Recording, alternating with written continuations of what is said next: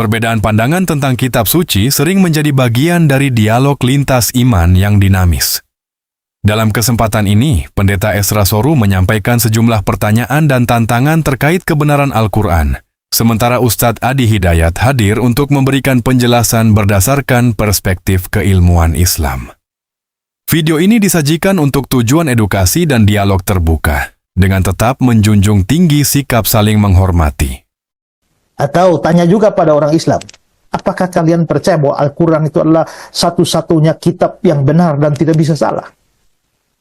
Karena mereka percaya demikian. Al-Quran adalah kitab paling benar, tidak bisa salah, wahyu terakhir dari Allah dan final.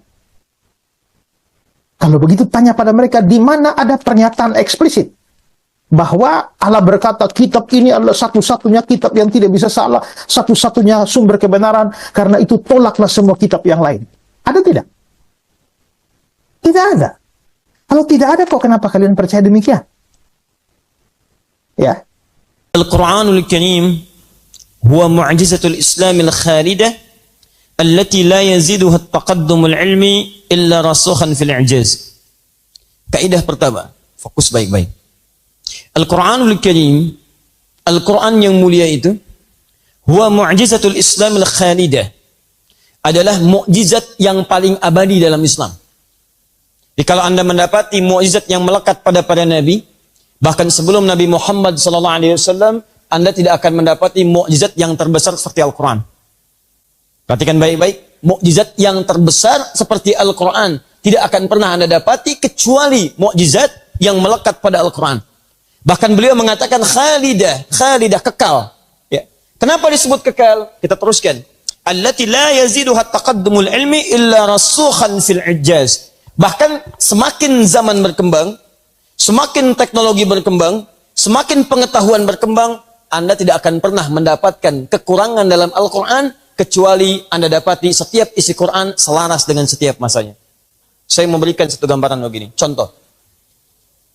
Kita mulai dari segi bahasanya dulu. Yuk, kita turunkan. Baik, sekarang fokus ini. Ayat pertama Al-Baqarah apa?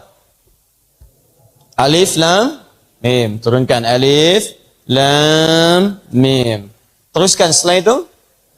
Dzalikal kitabu la raiba fi. Kita ambil sebagian ayatnya. Dzalikal kitab, dzalikal kitab. Yuk, sekarang lihat. Ini turun kapan? Di zaman Nabi SAW. Sudah berapa abad sampai sekarang? Kurang lebih 15 abad. Sekarang 1439 Hijrah. Termasuk abad yang ke-15. Itu pun dihitungnya dari Hijrah. Bukan dari awal turunnya ayat. Sekarang perhatikan. Ini sudah 15 abad. Beliau sampaikan, di antara tanda kebesaran mukjizat Al-Quran, itu dalam setiap zaman dia akan bertahan abadi dan tidak pernah dikalahkan oleh perkembangan apapun yang ada pada masanya. Hebatnya, semakin zaman berkembang, semakin Anda dapatkan bahwa isi Al-Quran semua selaras dengan setiap zamannya. Contoh, saya ambil yang paling gampang dulu dari segi bahasanya. Ya. Baik. Ini huruf apa? U. Baik. Baca? U. Sekarang baca? Oe. Baik. Oe. Gabungkan jadi satu? U. Baik. Sekarang saya tuliskan. U, L, A, M, A. Baca? Sekarang saya tulis lagi. O, E, L, A, M, A. Baca? Baca yang ini? Baca yang ini? Baca yang ini?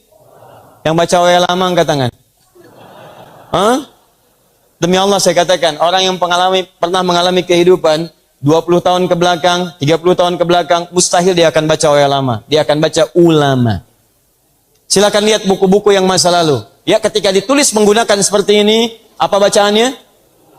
U. Lihat, baru berkembang beberapa tahun, tiba-tiba yang oe berubah jadi U. Lihat, yang oe berubah jadi U. Sekarang perhatikan lagi. Ini huruf apa? Lihat sini. Ini huruf apa? Sekarang ini huruf apa? DJ. Baik. Lihat sini baik-baik. Ini baca. Yusuf. Sekarang baca.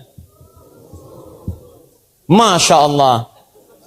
Sudah berubah. Beda beberapa waktu berubah. Bahkan yang ini ditulis begini. Dulu ditulisnya begini. D, J, O, E, S, O, E, F. Silahkan cek. Baik, perhatikan. Itu belum 1 abad. Baru beberapa tahun dia bisa berubah. Tolong tunjukkan pada saya. Adakah berubah dari 1 titik dalam Al-Quran sampai sekarang? Tidak ada. Di setiap zaman, ketika dibacakan akan selalu seperti itu. Alif Lam Mim gak pernah berubah.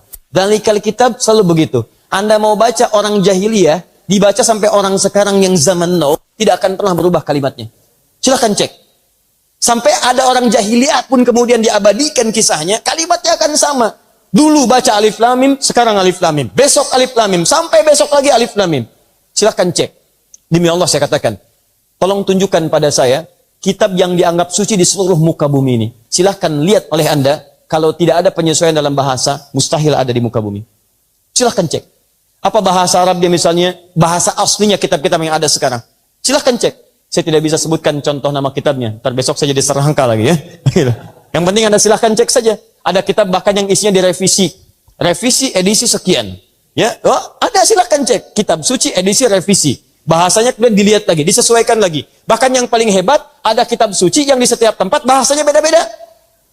Ke Padang, bahasa Padang. Ke Bali, bahasa Bali. Ke Jawa, bahasa Jawa. Silahkan cek. Itu baru di Indonesia. Ke Amerika, bahasanya lain lagi. Amerikanya negara bagian, bisa beda lagi. Bawa ke Inggris, lain lagi. Ke Arab, pakai bahasa Arab. Pertanyaan saya, apa bahasa aslinya saat diturunkan? Cek. Sampai bunyi alarm tuh.